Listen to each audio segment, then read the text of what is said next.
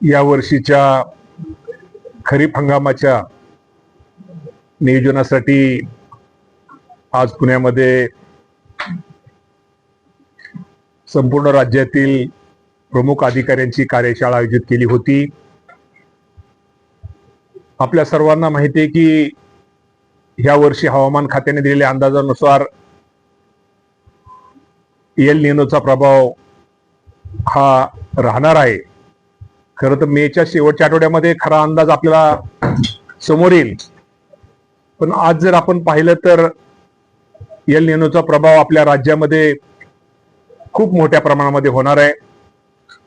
त्यामुळे त्यात पावसाचं प्रमाण हे साधारणतः हे कमी राहणार आहे आणि पावसाचं प्रमाण जर कमी राहिलं तर शेतकऱ्याला ज्या अडचणीला सामोरं जावं लागेल त्या शेतकऱ्यांसाठी काय उपाययोजना केल्या पाहिजेत, शेतकऱ्यांना काय मार्गदर्शन केलं पाहिजे, बियाण्याच्या बाबतीमध्ये असू द्या, पाण्याच्या बाबतीमध्ये असू द्या, खताच्या बाबतीमध्ये असू द्या, या बाबतीमध्ये शेतकऱ्यांना कुठली काळजी घेणं गरजेचं आहे, त्या बाबतीमध्ये आज या कार्यशाळेमध्ये चर्चा झालेली आहे. या वर्षी जर आपण विचार केला, चालू वर्षी जर आपल्या खरीप हंगामाचा जर विचार केला तर साधारणतः 1,45,20,000 हेक्टर क्षेत्राचं ह्या वर्षी आम्ही आमच्या कृषी विभागाने नियोजन हे केलेलं आहे. साधारणतः बियाण्याच्या बाबतीमध्ये बियाण्याची गरज ही 20 लाख क्विंटल, 20,17,000 क्विंटल असून 28 लाख क्विंटल हे बियाणं उपलब्ध आहे. हे सांगायचं तर बियाणं आपल्या मागणीपेक्षा जास्त उपलब्ध आहे. खताच्या बाबतीमध्ये खरीप हंगाम 2026 करता राज्यास केंद्र सरकारकडून 48.80 लाख मेटनाचं आवंटन मंजूर असून आतापर्यंत 25.17 लाख मेटन खते उपलब्ध झालेले आहेत. खरीप हंगामाचं एकूण क्षेत्रात विचार केला तर सरासरी क्षेत्र ऊस वगळता 44.36 लाख हेक्टर हे खरीपाचं क्षेत्र आहे. मागील खरीप हंगामातील एकूण पेरणी मागच्या खरीप हंगामामध्ये आपल्याला माहिती आहे की गेल्या वर्षी पाऊस हा जास्त पडला आणि 2025 मध्ये 1.43 लाख हेक्टर क्षेत्रावर पेरणी सरासरीच्या 99% झाली होती आणि त्यामुळे रब्बीच्या क्षेत्रामध्ये गेल्या वर्षी वाढ झाली आणि रब्बीच्या क्षेत्रामध्ये साधारणतः सरासरीचे 116% अपेक्षेपेक्षा जास्त क्षेत्रावरती लागवड ही झालेली आहे. आणि ह्या वर्षी आपल्या सगळ्यांना माहिती या बाबतीमध्ये शेतकऱ्यांसाठी खते, बियाणे, कीटकनाशके, पाणी या बाबतीमध्ये निश्चित प्रकारे या कार्यशाळेमध्ये सर्वांनी चर्चा केलेली आहे. त्या बाबतीमध्ये आमच्या कृषी विभागाने नियोजन केलेलं आहे. खताच्या बाबतीमध्ये काही गोष्टीमध्ये आपल्याला माहिती आहे की युद्धजन्य परिस्थिती असल्यामुळं तो तुटवडा भासणार आहे. या तुटवड्याच्या काळात सुद्धा आपण काय शेतकऱ्यांच्या दृष्टीने केलं पाहिजे यासाठी आमच्या सगळ्यांच्या उपाययोजना ह्या निश्चित प्रकारे सुरू आहेत. आणि मी आपल्याला एवढं सांगतो की हे सरकार हे शेतकऱ्यांच्या हित साधणारं सरकार आहे, शेतकऱ्यांसाठी निर्णय घेणारं सरकार आहे. आणि आपल्याला माहिती आहे की राज्याचे मुख्यमंत्री देवेंद्र फडणवीस साहेब, उपमुख्यमंत्री एकनाथजी शिंदे साहेब, दिवंगत उपमुख्यमंत्री मुद्दाम मी अजितदादा पवार साहेबांचा पण उल्लेख करतो, त्यांनी ह्या खात्या कृषी विभागाला खूप मोठी मदत सहकार्य केलं होतं. आणि आताचे उपमुख्यमंत्री सुनेत्रावहिनी पवार या सर्वांचा आमच्या विभागाला सहकार्य मार्गदर्शन आहे. आपल्या सर्वांना माहिती आहे की या आपत्तीच्या काळामध्ये जे मागच्या वर्षी आपत्ती झाली, या आपत्तीच्या काळामध्ये आपल्या राज्य सरकारने माझ्या शेतकरी बांधवांना खूप मोठं मदत किंवा खूप मोठं सहकार्य हे केलेलं आहे. आता या बाबतीत मी आता आकडा वगैरे आपल्याला सांगायची गरज नाही, कारण का खूप मोठं शेवटी शेतकऱ्यांचं हित साधणार आमच्या असल्यामुळं आपल्याला माहिती आहे की दुसरा शेतकऱ्यांचा विषय की शेतकरी खरं तर आपल्याला माहिती आहे की शेतकरी काही आनंदाने त्याची बाकी जो पीक कर्ज घेतो ती बाकी किंवा कर्ज काढतो तर काय त्याची भरणा त्याला तुम्हाला माहिती आहे की नैसर्गिक परिस्थितीमुळे त्याला ती भरता आली नाही आणि त्यामुळे त्याचं खातं हे थकबाकीत गेलेलं आहे. तशा थकबाकीत गेलेल्या शेतकऱ्यांना सुद्धा एक 2 लाख रुपयेपर्यंत मदत करण्याचा निर्णय राज्याच्या मुख्यमंत्र्यांनी घेतलेला आहे. आणि कर्जमाफीच्या बाबतीत सुद्धा निश्चित प्रकारे लवकरात आता तुम्हाला सांगायला हरकत नाही ती माहिती जवळजवळ बऱ्यापैकी ही संकलित झालेली आहे आणि लवकरात लवकर या बाबतीमध्ये कर्जमाफी ही माझ्या शेतकऱ्यांना निश्चित प्रकारे दिली जाईल हे आपल्या माध्यमातून मी आपल्या सगळ्यांना सांगतो. मी आपल्याला एवढं सांगतो की आपल्या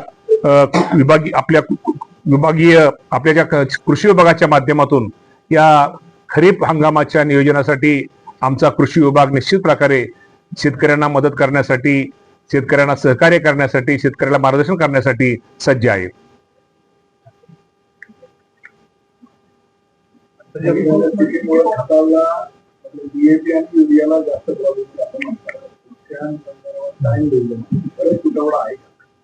शंभर टक्के नाही, तुटवडा तर आहे 100%. त्या बाबतीमध्ये आपला प्रयत्न चाललेला आहे. केंद्र सरकारशी आपलं बोलणं चालू आहे.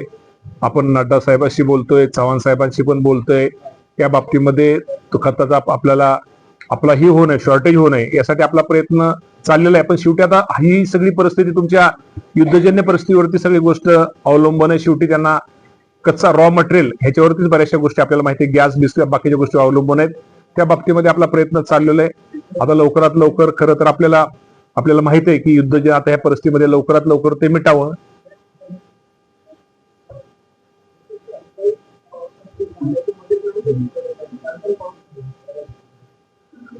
जिथं जिथं पाऊस झाला, पाठीमागं नुकसान झालं त्या सर्वांनाच आपण मदत देण्यात आपण सरकार शासनाने तुम्हाला सांगायला हरकत नाही. त्याचा जर विचार केला तर गेल्या वर्षी जर विचार करायचं झालं तर साधारणतः एकूण बाधित क्षेत्र आपल्या राज्यामध्ये हे 1,05,88,000 हेक्टर होतं आणि नुकसान भरपाई आणि बाधित क्षेत्र नाही एकूण शेतकरी 1,36,000 बाधित क्षेत्र 1,05,00,000. एकूण भरपाईची मदत आपण निधी मंजूर केलाय 20,196 कोटी. त्यातला निधी वितरित केलाय 15,661 कोटी. आणि त्यामुळं तुम्हाला मी एवढं सांगतो की या बाबतीमध्ये मागच्या वर्षी सुद्धा आपण निधी असा कुठलाही केलेला नाही, निधी दिलेला आहे.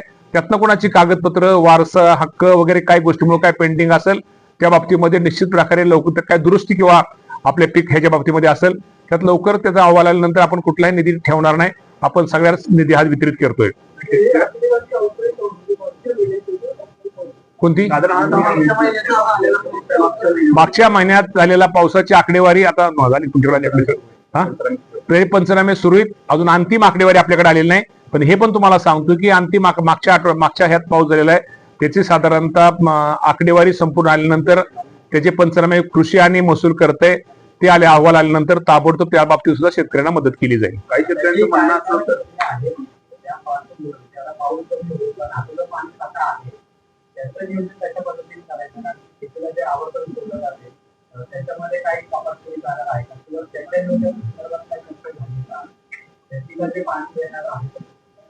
नाही, शेवटी शेतीच्या पाणी नियोजन आता हा खरं तो ह्याचा विषय जलसंपदाचा विषय पण जरी असला तरी ह्या बाबतीमध्ये तुम्हाला मी सांगतो शेवटी धरणामध्ये असणारं पाणी आणि पिण्यासाठी असणार राखीव पाणी याचा विचार करून शेतीला पाणी दिलंच जाईल.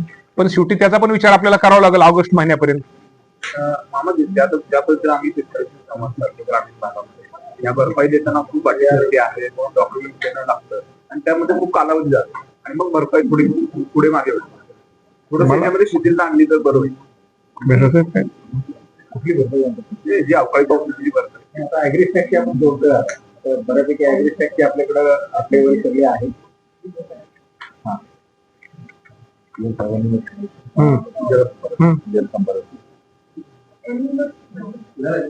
एल निनोची बैठक सीएम साहेबांनी घेतली आणि त्या बाबतीमध्ये निश्चित प्रकारे म्हणजे जलसंपदा विभागापासून पाण्याच्या बाबतीमध्ये काय काळजी तुम्ही जे प्रश्न विचारला पाणी जलसंधारणाची कामं कुठली करणं आता उन्हाळ्याच्या मध्ये गरजेचं आहे.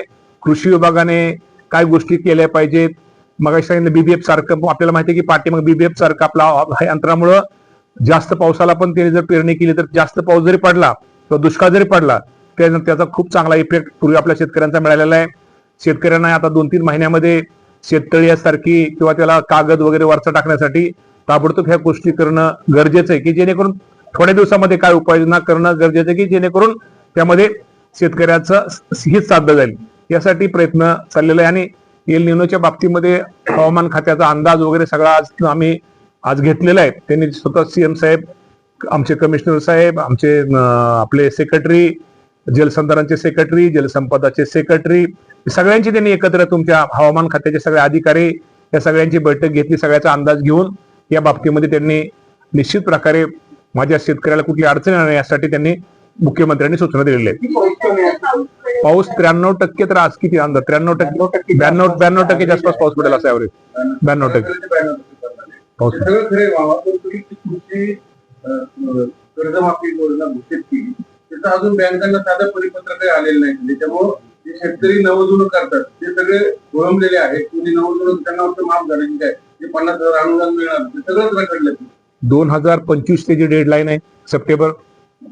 तर त्याच्यानंतर जे कर्ज असेल किंवा माझं नवीन कर्ज असेल तर ते थकबाकीचं थकबाकी असेल तर काही लोक ज्या लोकांना बऱ्यापैकी तुम्हाला मी सांगत लोकांनी जे नवीन कर्ज घेतले त्याचा भरणा 100% बऱ्यापैकी आता आपण जिल्हा बँकेत आपल्याला माहिती आहे त्यामुळे भरणा बऱ्याच लोकांनी केलेला आहे. बँकेत रांगा लागून लोकांनी 31 मार्चला लोकांनी भरणा केलेला आहे आणि त्यामुळं आपण जे म्हणतो त्यांचं आता कन्फ्युज होण्यापेक्षा की आता त्या बाबतीमध्ये लवकरच निर्णय होईल म्हणजे त्यांचं शेतकऱ्यांचं जे मनात किंवा ज्या काही शंका आहेत त्या शंका एकदा मंजूर आता बँकांकडे ते आकडा असेल सहकारी विभागाचा आकडा असेल. पण आता मी पण एका बँकेचा संचालक ऐका ना एका बँकेचा मी संचालक आहे. एका बँकेचा मी माजी चेअरमन आहे आणि आजही संचालक त्या बँकेचा आहे मी. तर सहज एक फोन लावू का सहज एक माझा मोबाईल आहे का माझा मोबाईल सहज होत आमचा माणूस लय हे असतोय. माझा मोबाईल द्या माझा मोबाईल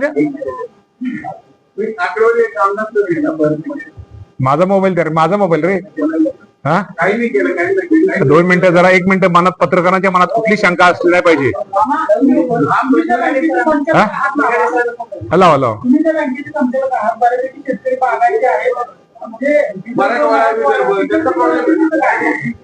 नाही तर आता त्यांचा प्रश्न आहे पुणे जिल्हा बँकेचा विषय त्यामुळे ते मनातली शंका दूर करतो. तर सांगतो ना तो स्पीकर लावता आपल्या. हॅलो दुर्गाडे सर नमस्कार. अरे आवाज नाही आपला 31 मार्चला किती झाला पीक कर्जाचा भरणा. हा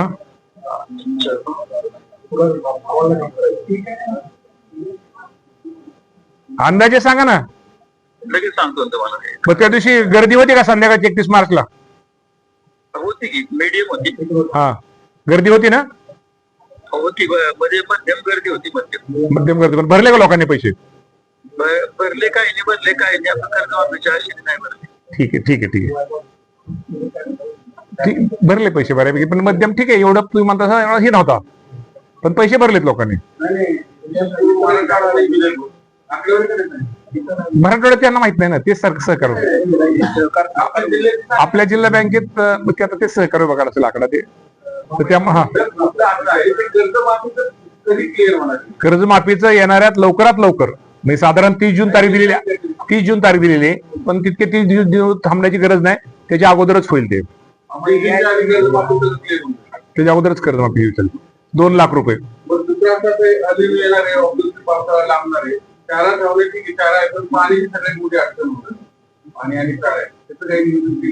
नाही पाण्याच्या बाबतीमध्ये ते सांगेन तुम्हाला की तात्पुरतं लगेच जलसंधारणाच्या बाबतीमध्ये काय गोष्टी तात्पुरत्या लगेच थोड्या दिवसासाठी काय करता येईल यासाठी मुख्यमंत्र्यांनी आता सूचना दिलेल्या आहेत. त्या बाबतीमध्ये शेततळ्यासारख्या योजना हाती घ्या. प्लास्टिक कागद जेणेकरून शेतकऱ्याला जर जे काय आता पाऊस पडेल त्यात ताबडतोब त्याचं पाणी कसं त्याला साठवता येईल किंवा अशा गोष्टी त्यांनी सूचना दिलेल्या आहेत त्या बाबतीमध्ये. आणि सगळ्याच विभागाची त्यांनी माहिती हवामान खात्या सगळ्याची माहिती घेतलेली.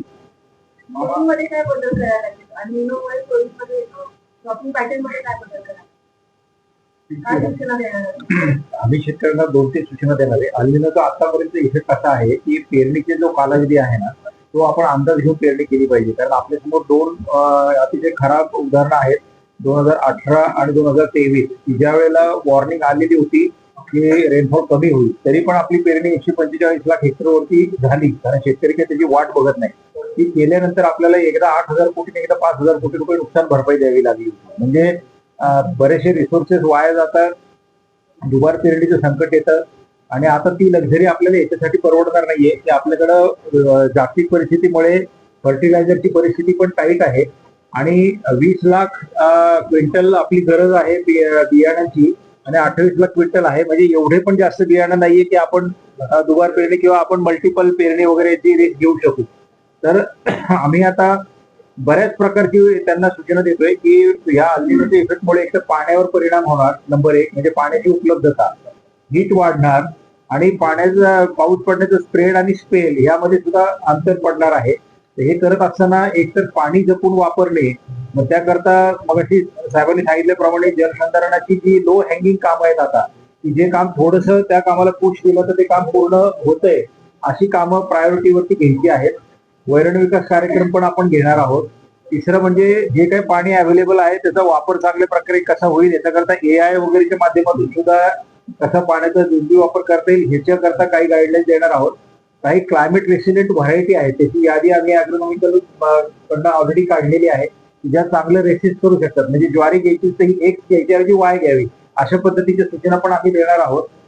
पेरणी करत असताना जर का ती आडवी पेरणी केली तर सरळ केली तर ती पाईपलाईन सारखं होतं, पाणी सगळं निघून जातं आणि आडवी केली तर स्पीड ब्रेकर सारखं पाणी स्लोली पुढे उतरतं. तर त्याकरता ते पण आम्ही जास्तीत जास्त प्रमाणावर करणार आहोत. BBF वापर जास्तीत जास्त करणार आहोत, जेणेकरून सरीवरंभ पद्धतीने जर केलं तर दोन्ही फायदे होतात. पाऊस जर जास्त पडला असेल तर ते पाणी पण चॅनलाइज होतं आणि तो उंचवट्यावरती क्रॉप असल्यामुळे ते डॅमेज पण कमी होतो आणि त्याचा वापसा जास्त काळ टिकणे वगैरे हे पण फायदे आहेत. तर ते पण आम्ही गाईडलाईन देतोय. त्याकरता BBF जास्त प्रमाणावरती कसे देता येतील ग्रामीण भागामध्ये त्याकरता आम्ही स्पेशल ड्राईव्ह घेणार आहोत. MAIDCचे पण लोकांचे आमचे साहेब पण आहे तिथे आणि CM साहेबांसमोर पण आम्ही ती रिक्वेस्ट केलेली आहे की त्याकरता जे फंड्स आमच्याकडे कृषी समृद्धी योजनेमध्ये आहेत ऑलरेडी ते आम्हाला मिळावेत. अशा बऱ्याच आता सांगितल्याप्रमाणे भरपूर उपाययोजना आपण करतो.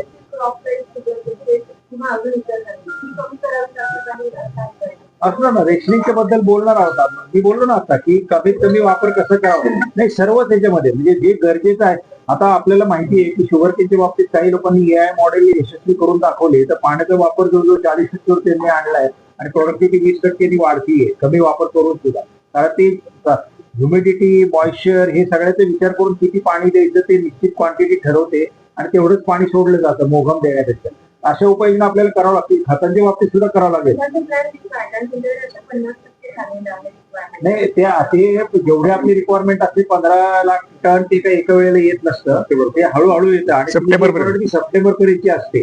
म्हणजे असं नाही की 15 लाख एकदम एक ठोक गव्हर्नमेंट किंवा कुणी आम्हाला देईल, ते स्लोली येत असतं. पण तरी सुद्धा काही मॅन्युफॅक्चरिंग युनिट सुद्धा आता कमी क्षमतेने काम करतात, इफ्को वगैरेचे. बाहेरून येणारा कच्चा माल सुद्धा या जागतिक परिस्थितीमुळं सध्या निश्चितता नाहीये त्याची. DAP 50% इम्पोर्ट करतो आपण. तर ह्याच्याकरता पर्यायी व्यवस्था काय काय होऊ शकतात तर त्याची पण एक लाईन ऑफ ऍक्शन आम्ही तयार केलेली आहे. एकतर आहे त्या खताचा रेशनिंग करता येईल का हा एक मुद्दा आम्ही तपासून पाहतोय. अजून त्याला अंतिम स्वरूप दिलेलं नाहीये. कारण काही दुकानं आम्ही बघितली IFMS मध्ये, तर तिथले सगळे शेतकरी 40च्या 40 बॅगा घेऊन जात आहेत. त्याचं स्वतःचं क्षेत्र किती आहे आणि त्याला लागणार किती खत ह्याचा काही तो विचार करत नाही, तो घेऊन चाललाय. तर ह्याला कुठेतरी पायबंद आणणं गरजेचं की त्याची रिक्वायरमेंट किती म्हणजे 10 काही सांगता येत नाही. म्हणजे मी ते तो निष्कर्ष लगेच काढत नाही, पण हे नेलं जातं ह्याला जरा प्रश्नचिन्ह आहे. तो हा तर विचार करतोय आता क्षेत्राच्या प्रमाणात नाही. आता तो धोरणात्मक निर्णय आहे आपल्या.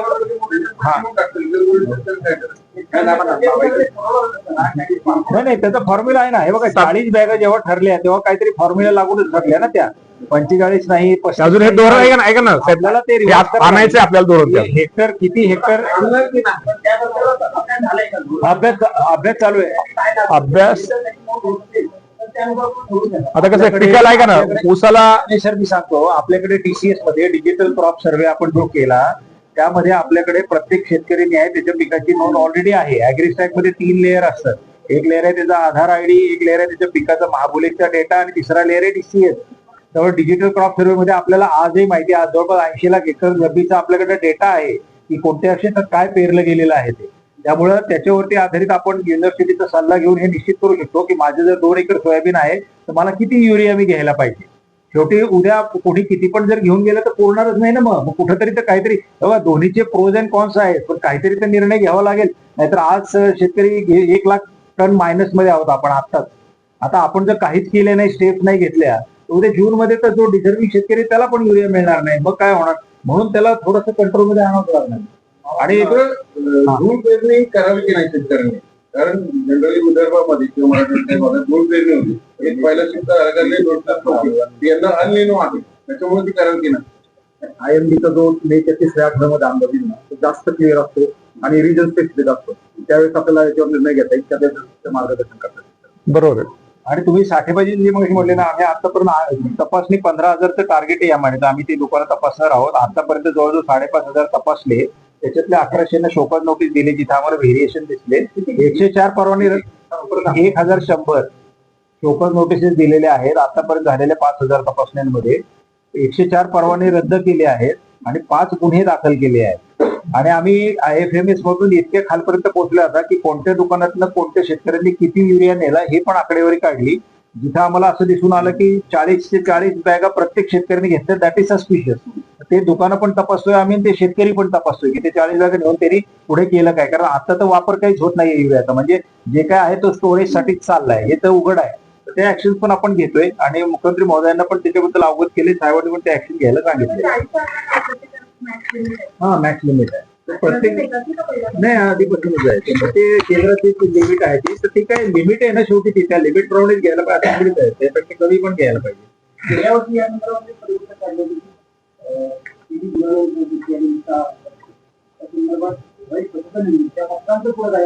नाही, पथक कार्यरत आहेत. केलाय बदल ऑलरेडी